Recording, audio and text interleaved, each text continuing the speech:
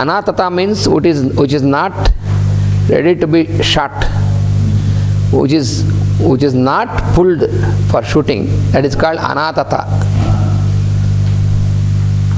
So anatataya, that means to the bow which is not pulled for shooting. The bow which is not prepared for shooting. Anatata. A means negative. Atataya is pulled. Anatataya is not pulled, not prepared. Drishnave.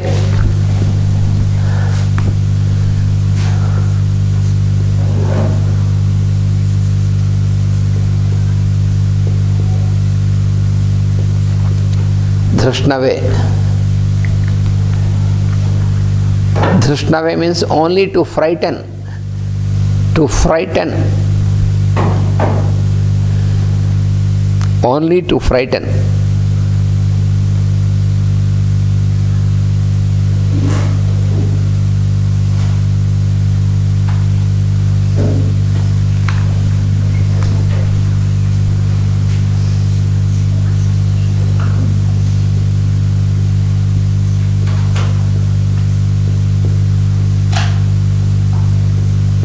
Te ayudhaya. Drishnave means to frighten. When I want to frighten you. So Drishnave, to frighten, to create fright, to create fear. Frighten.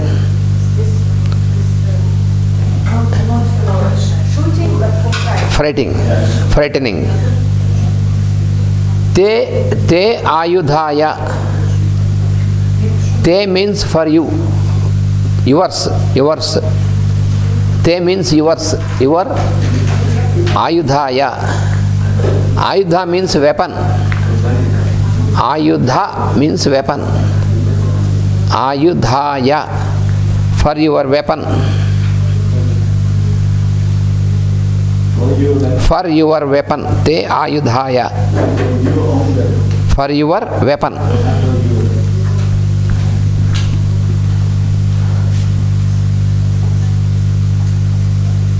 Namaha.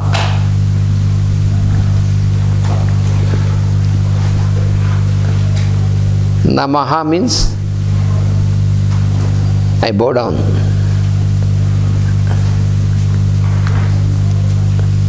Namaskar. We say namaskar. Bow down. Bow down. Bow down. Bow down. Anatataya. Anatataya means the one which is not pulled, which is not prepared to shoot.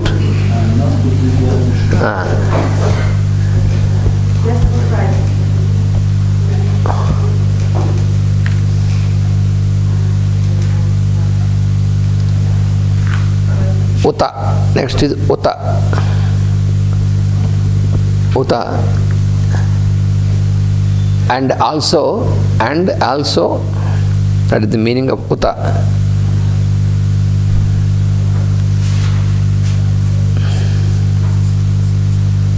Te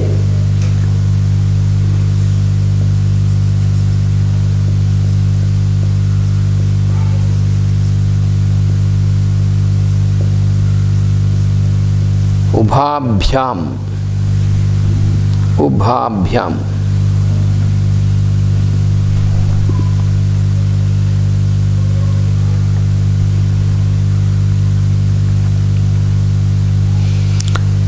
Te ubhabhyam. Both of yours. Ubhabhyam means both. Two. Both. Together, both. Te ubhabhyam. We have to connect it with this next word, bahubhyam. Bahubhyam.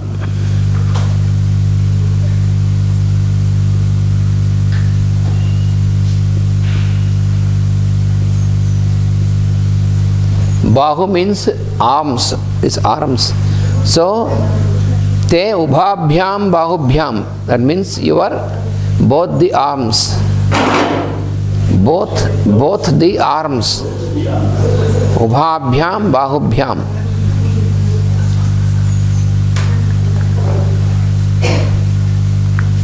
Both the arms.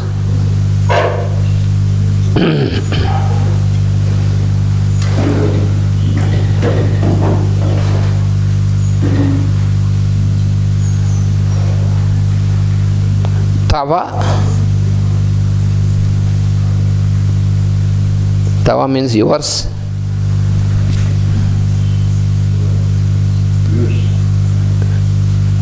Dhanvane.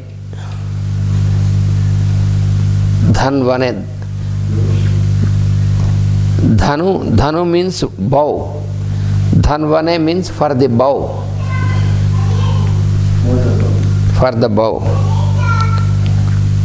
Namaha. Salutation.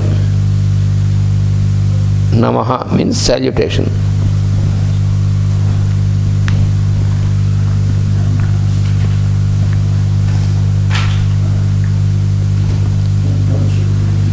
Namaha means salutation, salute. Namaha. Ubhabhyam, bahubhyam, tava dhanvane. Tava is yours.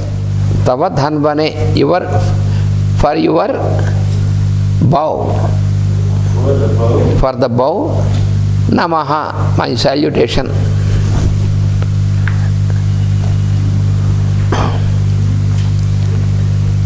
So the total meaning is, O Rudra, so this is an addressal to Rudra. O Rudra, my salutations to your bow, which is not pulled to shoot, but only which you held to frighten us. To give fear, but not to shoot at us.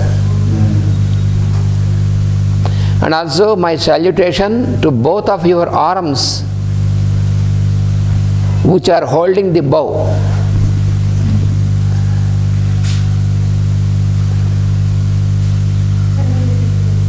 O Rudra, my salutation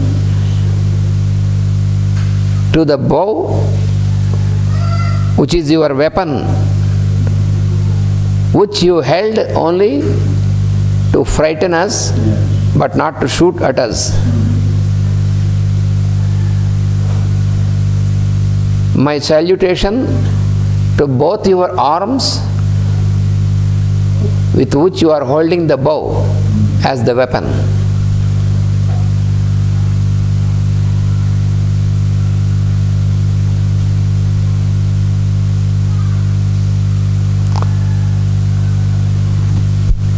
So Rudra, Lord Rudra holds the bow, the weapon, in his arms, which is very powerful. His arms are powerful. The bow is very powerful weapon. So in this mantra, the Rishi who composed this mantra, he says, my salutation to your weapon, which you are holding not to shoot at it, but to frighten us. My salutation to both your arms, which are holding this weapon. Which hold the weapon, this weapon. So, his salutation is both for the arms of the Lord, which he is using to hold the bow, and also to the bow. So salutation is to the bow and also to the arms which are holding the bow, or both. Which you are holding not to shoot but only to frighten us. Yes. So Bahu means the shoulder, its arms. Arms are called Bahu.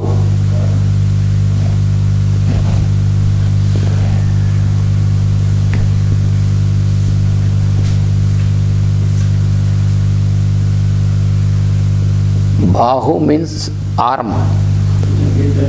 Bahu in Sanskrit, if you want to make it singular, you have to say Bahuhu. Bahuhu means single arm. Bahu means two arms. In Sanskrit you have three numbers. One is singular. In other languages you have only singular and plural.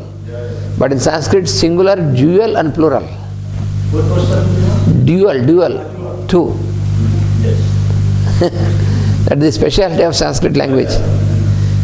Singular, dual and plural. Sanskrit. Why it is that? Why there should be, when other languages are having only singular and plural, why in Sanskrit there is singular, dual and plural? There should be some significance. That is, the Lord consciousness is only one, the I am. So that is singular number. And then dual, when the Lord creates His image as the beings, so the first one who is created is like a reflection. So Lord and His reflection. So dual. Yeah. And the subsequent Then the spreads out. spreading is plural. So therefore we need the second step. Yes. 1, 2, and then many. And then many. Yes.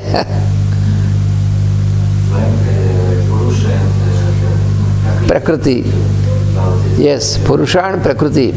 Purusha is singular, Prakriti, Purusha dual, and then all the creation is plural. But this is I, you, and I, you, and you. yes. That is why in Sanskrit, only in Sanskrit you have this singular, plural, and singular, dual and plural. So this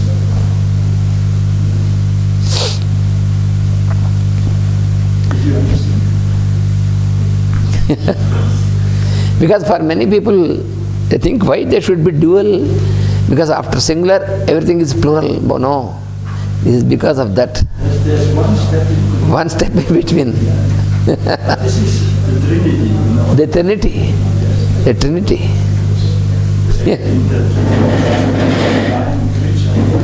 It's all in Trinity. In trinities. Yes. In triangle. This is a triangle. Yeah.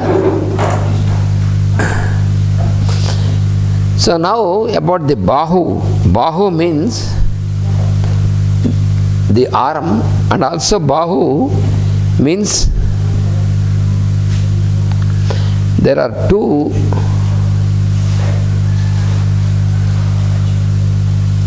lines, you know, when there are two lines.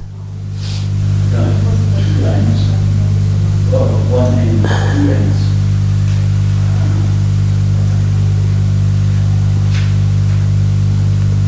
And then there are angles, you know.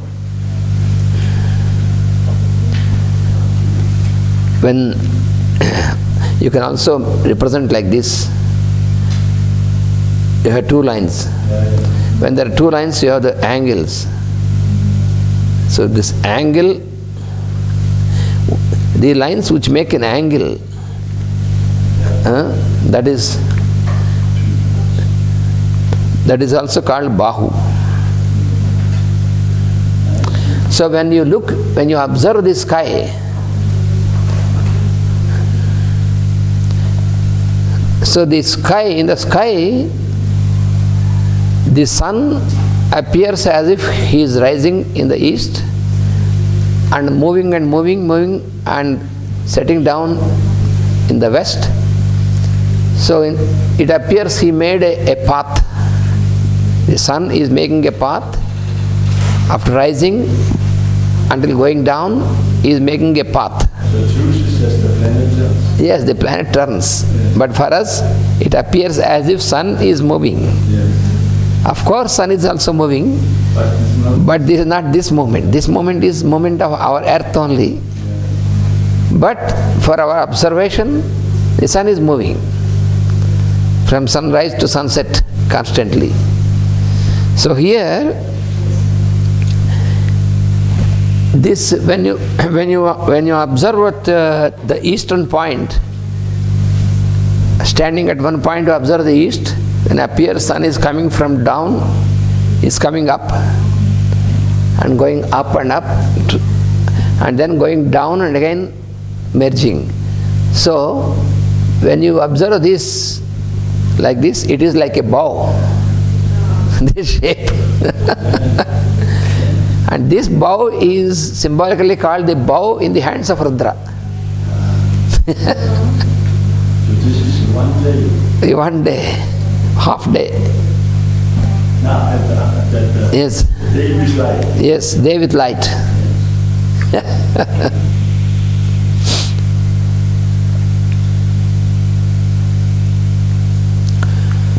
Because Rudra is, he is the form, he is the personification of the time also. What you call the time. Rudra is singular. Singular, Rudra. There are Rudras, plural, Devas, Rudras, and the Rudra is above the chief Rudra. Yes. He is also called Shiva in the different names. He has different names. Different names means different applications. That is the only that we have to remember. Always in Vedic, you find different names for one person. Why there will be different names? This is the first question. When you start studying the Vedic literature, then immediately what comes to you, the riddle is, why there are so many names for one person? It is not person, it is a principle. In the Veda, what you see as names, they are principles, they are not persons. Vishnu, Shiva, they are all not persons like us. But since we are habituated to think in terms of a form, it is not easy for us to get out of the form aspect, because our mind is tuned to a form aspect. So therefore, for us to understand in the beginning, we say this is Rudra and this is Shiva, this is Vishnu, this is Brahma, like this. In principles. But in the beginning, if you say you have to meditate upon principles, then say it's not possible. So you are habituated to form. So therefore, first you start with form aspect, then gradually you cross this and get into the principle. To the yes. That is why in the Vedic tradition,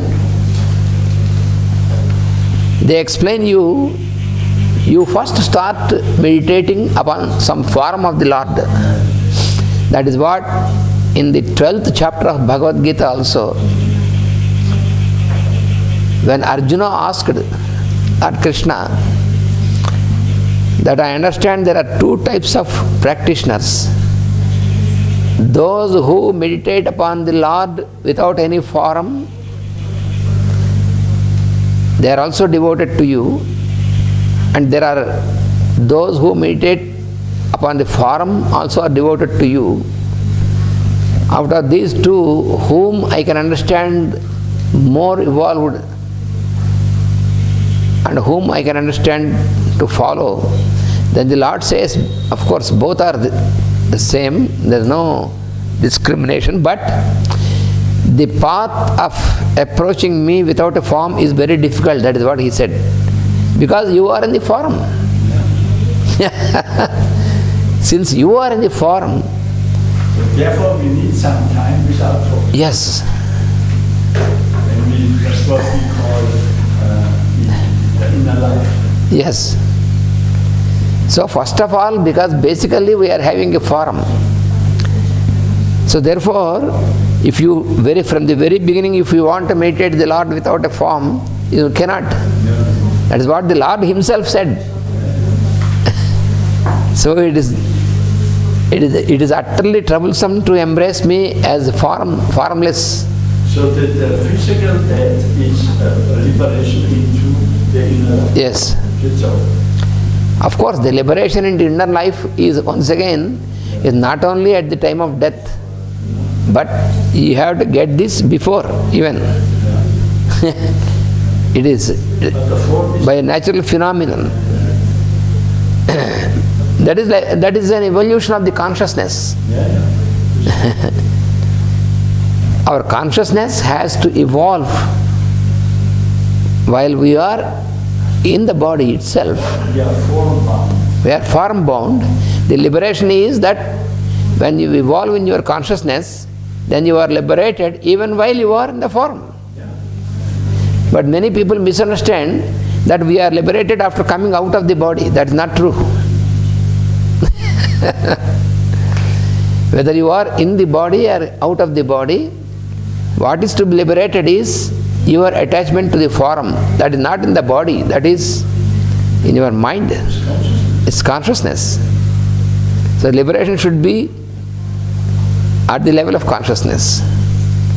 Because bondage is at the level of a limitation at the level of consciousness. So simply because you are in the form, it is not the form itself is not responsible for bondage. It is your attachment to the form is for the bondage. There's also the aspect of liking this. Like and dislike. Like the human being. Yes. You like them. You have to like the form. Here you see, this is a very strange thing. This strange, that is what is called Maya. Because because we know that this form is temporary. We know that inside, but we don't want to focus ourselves to that because we have fear. Fear of losing this. But fear is always a Fear of losing this. That is why we don't want to think about this. But it is true that it is temporary. But it is temporary, regularly temporary. Again. It's a repetition, Yes. incarnation. Yes. All this is very clearly explained in the Bhagavad Gita. It is very clearly explained. This is a divine game. Yes, it is a divine game. Because the Lord explained to Arjuna, why do you get into sorrow about this? He said, it is inevitable that every being should get a body. It is inevitable that he has to leave this body again. Again, it is inevitable that you have to get into the body again. You cannot escape this. That is what the Lord said. In the very second chapter itself, he said. This is creation. This is the order of the creation. You cannot. He said, nobody can change. That is what he said. Tasmat apariharye arthe. It is irrevocable, irreversible. Nobody can change this. Unchangeable law. It is an unchangeable law of the creation. That is why he said, why do you weep for this? Why do you get into sorrow for this? That is what the Lord said to Arjuna. Because Arjuna was very weeping and sorrowful. In the beginning he was confused. Then he said, why you are confused? There also comes the like and dislike. There is like and dislike due to this. So if you have like or dislike about the form, then you are confused.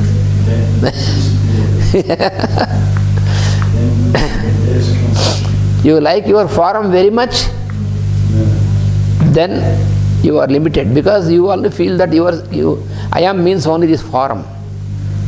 It is true that this form is also I am, a part of this, but it is not the whole. this is the process of liberation. It's a process of liberation. So this is where some people have no discrimination. This form is important. Otherwise, why God should give you this form? Some people think that, oh, form is not so important. These are foolish. Form is also given. Yeah, it's an instrument given by the higher consciousness, by the Lord consciousness, by nature. It is given as an instrument. It has its own purpose. It has its own fitness. So that is why this is given. So we have to make proper use of this, but at the same time, you should not be very much attached to this. That is the problem. Therefore, detachment. Therefore, detachment. If you are too much attached to this, if there is some scratch, you are very much afraid of this, or concerned about this. But this leads also to the right understanding of sex. Yes, the same thing. Because if the couple sees themselves Only the form. only the form, Only the form. then they are Then there is attraction and then repulsion. in a certain darkness. Yes, attraction and repulsions. These two opposite poles, they will influence us. Sometimes attracted, sometimes repulsion. All this what you find in the human life. But the deeper sense is only continuation of the Continuation only. So therefore, for such a liberation, what is needed is observe the nature, first of all. What is happening in the nature? This was the master said, observe yourself, Yes. so that you understand what is your capacity. What is your capacity? You can understand clearly when you observe the nature, when you remember the law of nature, when you observe the phenomenon of nature, then yourself, you try to connect yourself to this, then you have no confusion, you are always in bliss. Otherwise you are confused. So what is the necessity to study the scriptures is to get out of this confusion. Yes, and have this eternal joy. Yes, yes. To see how all this is arranged, so well arranged. And works together. Works together, yes. For certain purposes. Yes. This is liberation. This is the path of liberation. So therefore, this form aspect is also given. It has its importance. Why this bow is comprising us? Yeah, I am coming to that. Yes. This is coming. So this Rudra is the representation also. He represents also the time aspect. Kala, he is called Kalagni Rudra. Kala means time. Kala. Kala means time.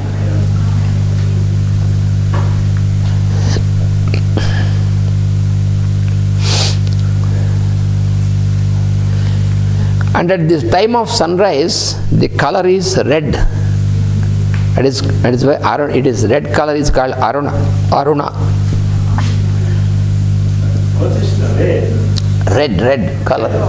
Aruna. Yes, Aruna. There is a part of the Vedic texts which is called Aruna Prashna. This is called Rudra Prashna, and that part is called Aruna Prashna, which explains about how the suns are forming, from where the suns are forming, all the solar systems.